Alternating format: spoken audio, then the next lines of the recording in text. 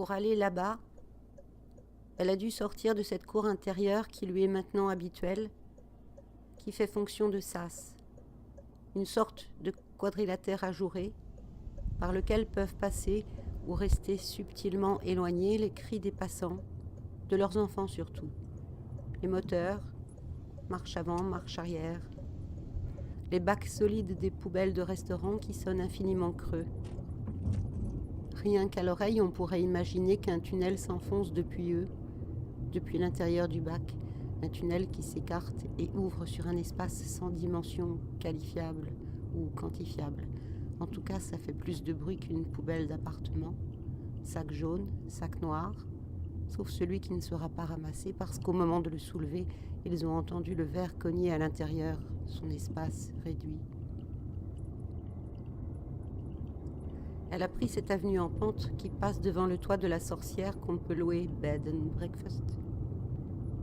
Après le rond-point de la gare, elle a continué sans hésiter, a bien pensé à prendre à droite, après le parking du magasin de bricolage, où ils vendent du carrelage. Les plaques sont immenses, debout.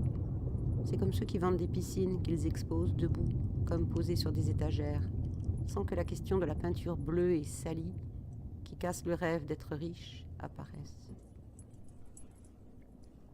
Ensuite, c'était l'espace fitness rose derrière le bar qui a été un hôtel bien avant ça. Ça se voyait à la peinture sur les briques, les lettres avec le nom ancien, puis le parking, puis c'était tout. Lancée tout droit, elle était sur la route de là-bas. Des fermes avec des géraniums, des haies, des murs avec des meurtrières qui ne serviraient pas au meurtre, décoratives. De temps en temps, des trouées sur des champs, des trouées sur des pâturages, des trouées sur des hangars éloignés, pas plus grands que la taille de la main. Des maisons isolées sur fond jaune, des grillages, des poteaux et des arbres fruitiers, des cyclistes. Aussi un cheval debout, sa tête en direction de là-bas.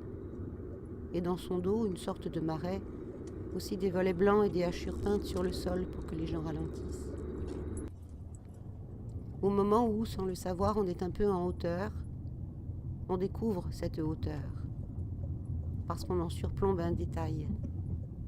Un long trait bleu ou gris bleuté, qui s'inscrit parfaitement entre deux arbres, deux maisons isolées, deux champs jaunes. C'est ce moment-là qu'elle cherchait à atteindre, et pas la destination.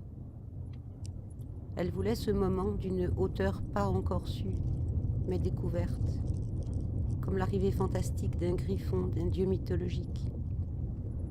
Ce moment-là ne ressemblait à rien. Non, pas à rien. Ce moment-là n'était pas comparable.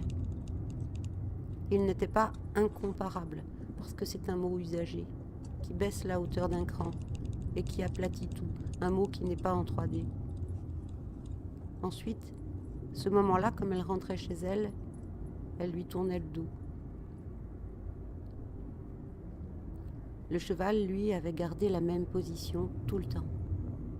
Il était blanc, comme celui dans le film « Un homme qui dort », celui qui tombe, frappé d'un coup de toute sa masse, mort en une seconde, la tête dans la même direction.